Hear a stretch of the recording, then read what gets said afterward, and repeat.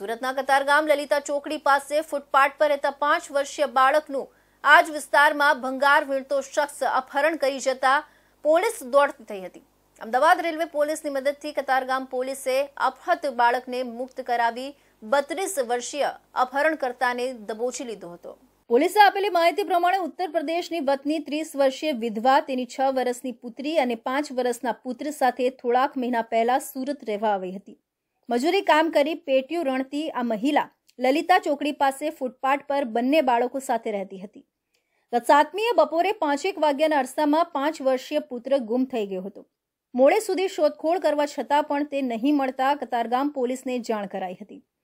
Police inspector બીકે ચૌધરી અને તેમની ટીમે સીસીટીવી ફૂટેજ ચેક કરતા બાળકનું અપહરણ કરનાર શખ્સ અહીં ભંગાર વીણતો હોવાનું અને તે આ બાળકને પોતાનો મોબાઈલ ફોન રમવા આપતો હોવાનું તથા ક્યારેક નાસ્તો પણ કરાવતો હતો। સદભાગ્યે આ શખ્સનો મોબાઈલ નંબર પોલીસને મળી ગયો। પોલીસે મોબાઈલનું લોકેશન કઢાવતા તે અમદાવાદ તરફ જતી ટ્રેનમાં જતો હોય તેવું જણાઈ આવતા Ahmedabad railway police inspector J H. ગઢવીને એલર્ટ કરાયા હતા। અમદાવાદ રેલવે સ્ટેશને ઉતરતા જ રેલવે તથા અમદાવાદ ઝોન 2ની સ્ક્વોડે 32 વર્ષીય અપહરણકાર દીપક બાબુરાવ ઈગડેને દબોચી લઈ બાળકને મુક્ત કરાવ્યું હતું।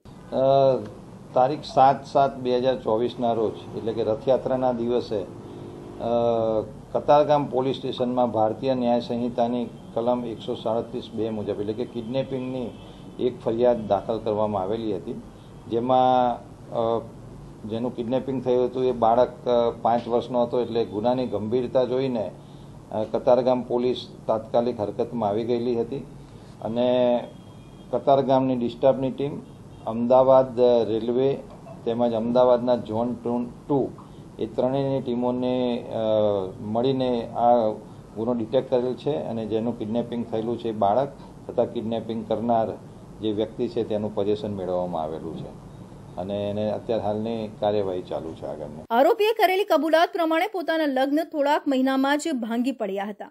પોતાને કોઈ સંતાન પણ ન હતું અને એકલો જ રહેતો હતો।